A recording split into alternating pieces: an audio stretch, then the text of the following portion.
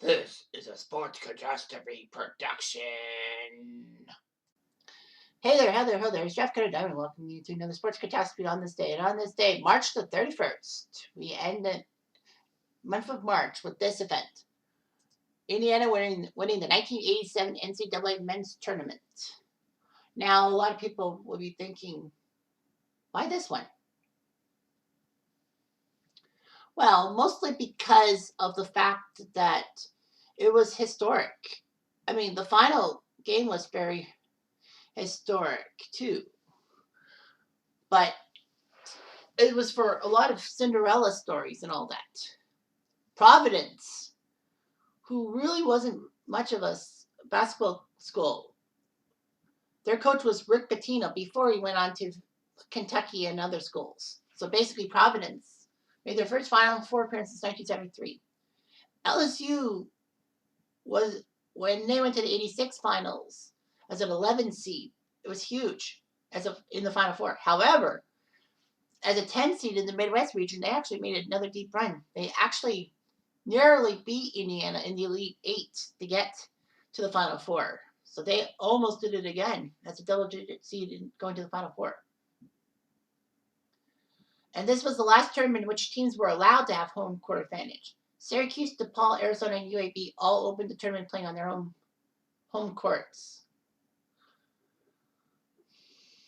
And under rules adopted in 1988, teams cannot play in a facility in which they play 4 or more regular season games. So basically, they can't really play in a home arena and all that. And basically, there is no conference that you face a team more than 3 times at one arena. So, yeah. However, this would be huge in 87 because the tournament would be the first to have the 3-point shot. 8 years after the NBA adopted the 3-point shot, the NCAA decided to do the same thing. Well, too. So basically, yeah. In the East Regional, the number 1 seed North Carolina Tar Heels lost to Syracuse in the regional finals 79-75. Not really major upsets. What to say?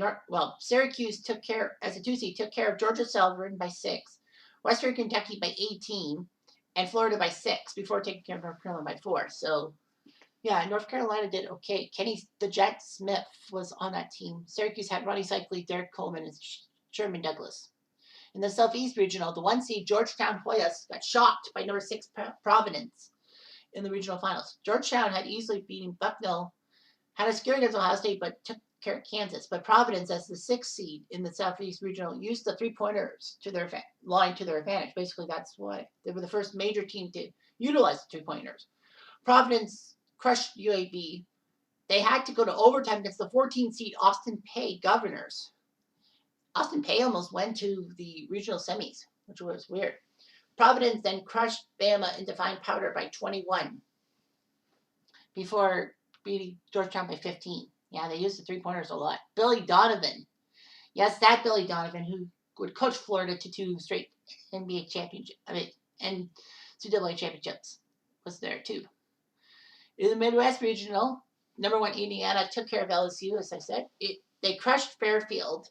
They crushed Auburn. They didn't crush Duke. They only beat Duke by 6. And then LSU, the 10th seed, who, as I said, made that big run in 86, almost did it again going to the Final Four on that merit. But Steve Alford would basically lead the way. He's basically Indiana royalty and all that. The West Regional saw the 1 seed UNLV Running Rebels. And yes, Jerry the Shark Tarkanian was their coach. Took care of number 2 Iowa 84-81.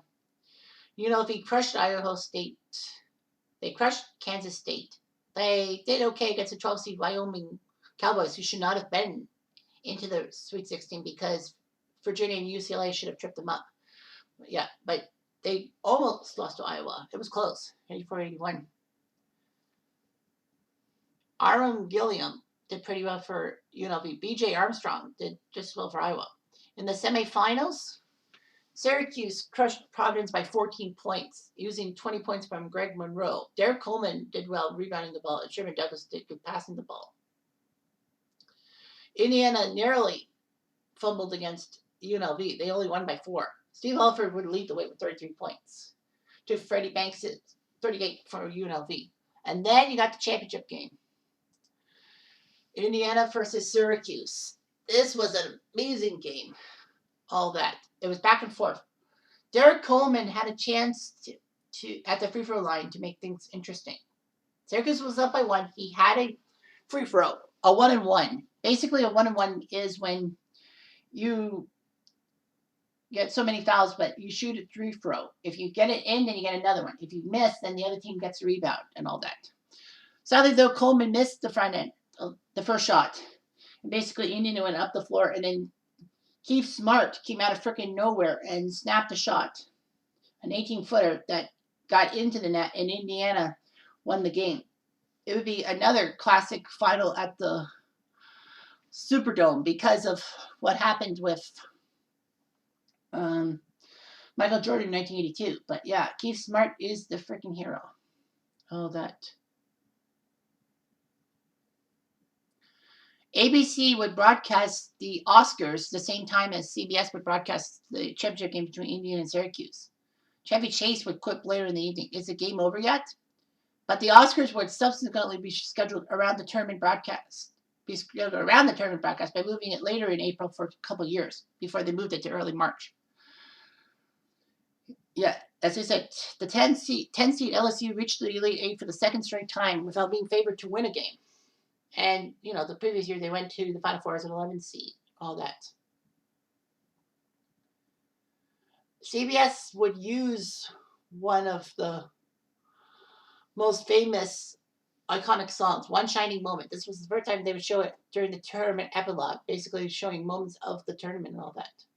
The song was supposed to be played after Super Bowl 21, but it was delayed until the NCAA tournament games. So basically, yeah, One Shining Moment. It's been played every year since 1987. That's amazing.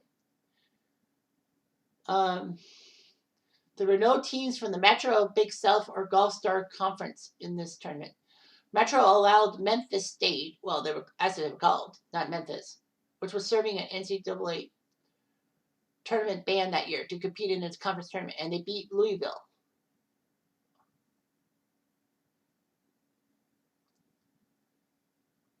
The NCAA tournament committee said that as the conference committed its automatic berth would go to its current conference tournament winner. The conference lost its automatic berth that year, and no other schools got an at-large entry. Most schools prohibit teams on postseason bans from competing in conference tournaments as a result.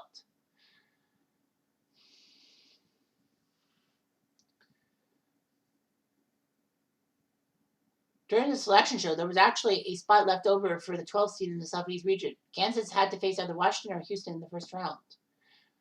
But when the selections were announced, Washington and UCLA still had to play the Pac-10 final, which was weird. UCLA beat Washington, and that put Houston into the field of 64, not Washington. So that was kind of weird. Anyway, great times had by all. 87 is a great tournament. Anyway, I'm Jeff Diamond. I do.